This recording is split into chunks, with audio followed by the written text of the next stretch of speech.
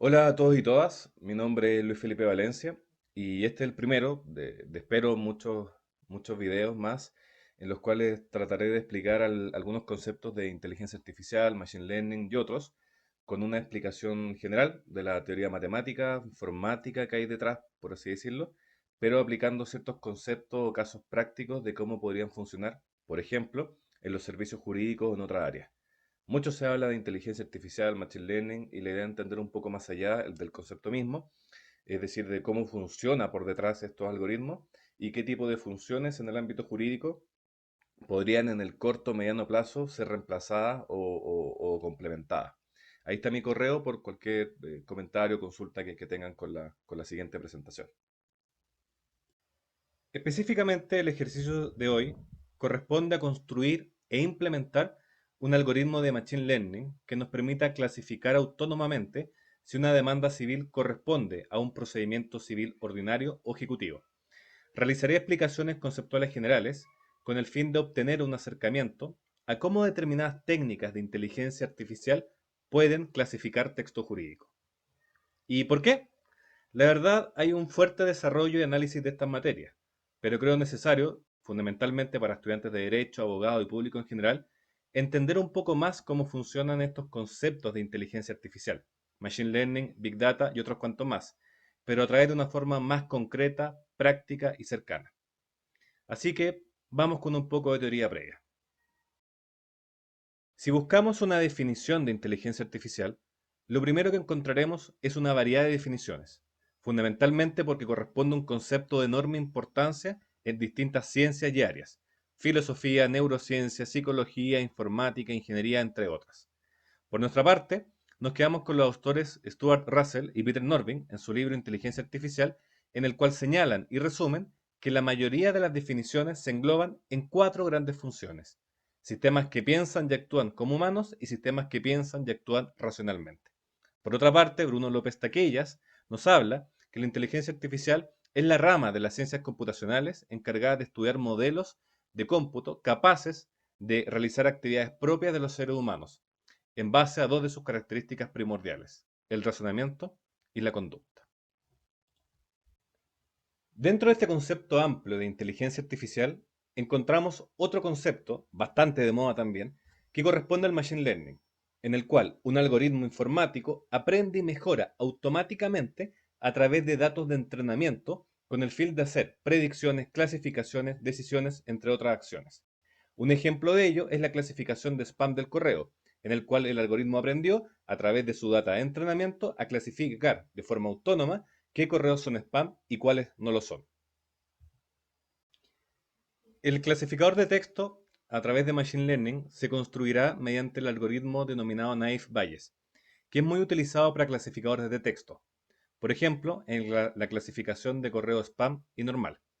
Se sustenta en el teorema de Bayes, de 1763, sí, del siglo XVIII, en el cual se utiliza dicho método probabilístico, el teorema de Bayes, que en este caso recibe el otro nombre de naive, ya que se aplica independencia entre las variables predictoras.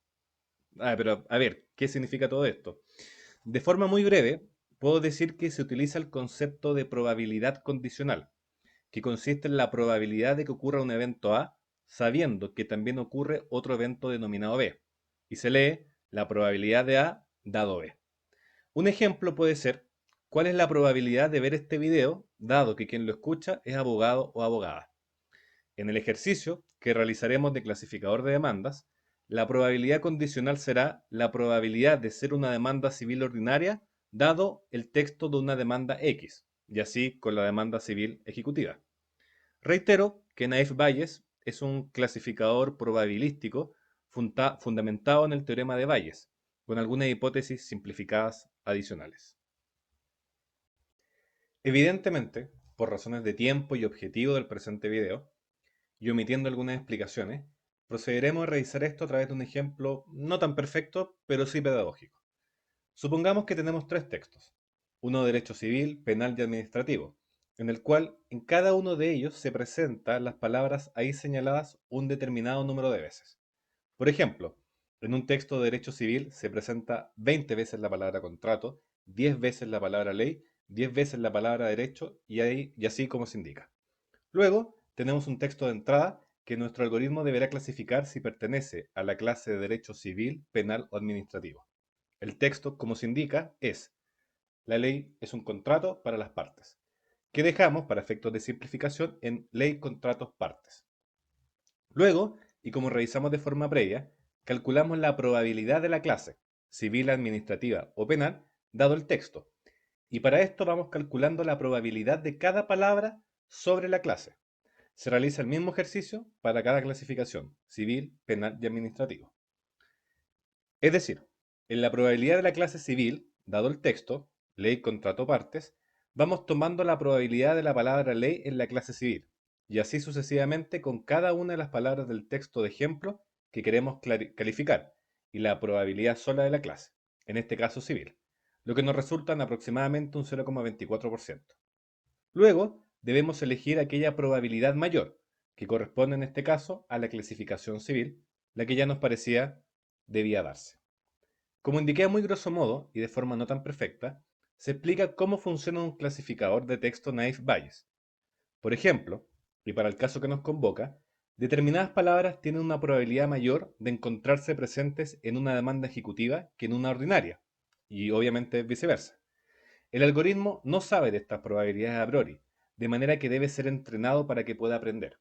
En tal sentido, si vamos indicando que una demanda corresponde a ejecutiva u ordinaria, el algoritmo deberá ir ajustando progresivamente la probabilidad de aparición de una u otra palabra.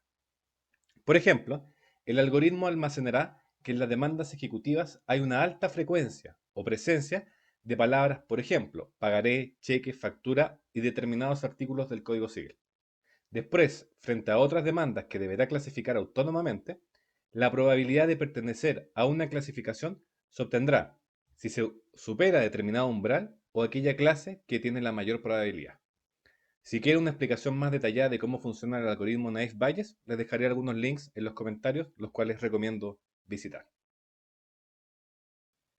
Diseñamos y ejecutaremos nuestro algoritmo de clasificación a través del lenguaje de programación en R. R es un lenguaje de programación orientado a objetos, es su naturaleza, de fácil aprendizaje en comparación a otros lenguajes. Es de código libre y gratuito y es uno de los más usados a nivel académico para programar diferentes algoritmos de Machine Learning, de inteligencia artificial y de análisis estadístico.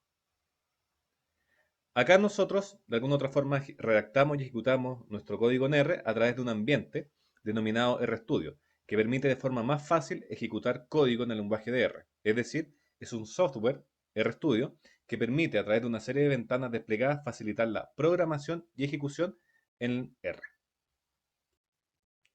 Generalmente lo que toma más tiempo en los proyectos o desarrollos de data science es la etapa de transformación, manipulación y limpieza de datos.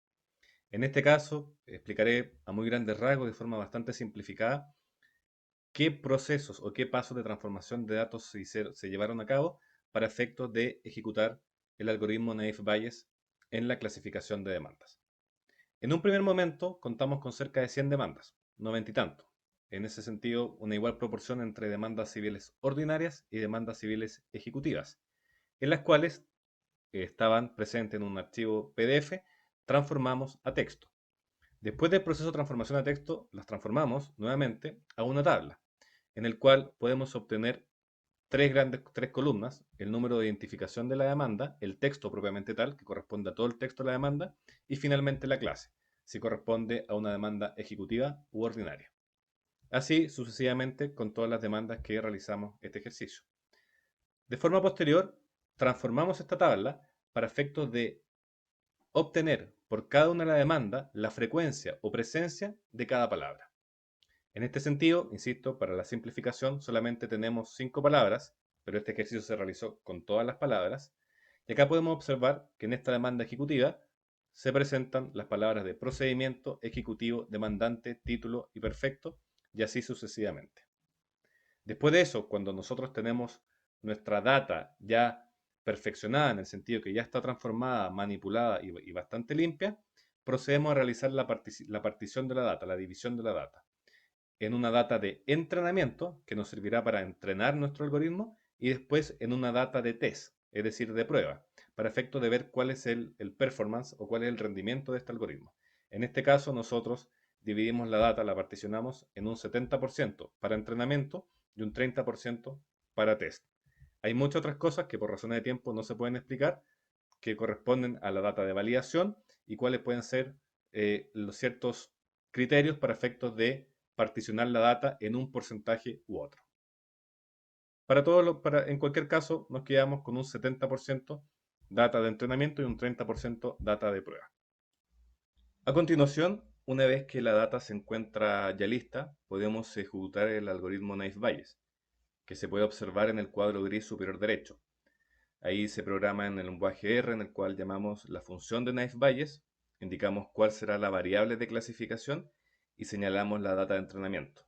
Luego hacemos la predicción utilizando en contraste o comparación la data de prueba, la de test, que corresponde a ese 30%. Lo que se realizará es que de ese 30% el algoritmo predecirá si corresponde a una clasificación u otra. Por ejemplo, como se puede observar, indicará para cada demanda si es ordinaria o civil respectivamente. Obviamente se hace necesario indicar que los datos de entrenamiento, correspondientes al 70%, tendrán directa relación a la calidad del modelo. Si tenemos data de mala calidad, evidentemente impactará en los resultados de clasificación del modelo.